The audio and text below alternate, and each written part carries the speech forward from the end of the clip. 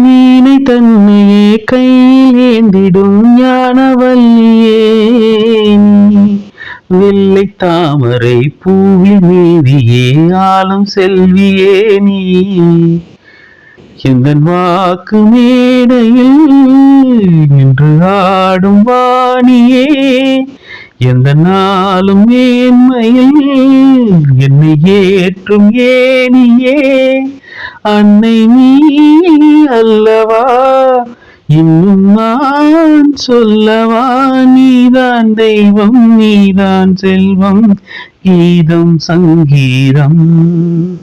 நீதானே நாள்தோறும் நான் பாட காரணம்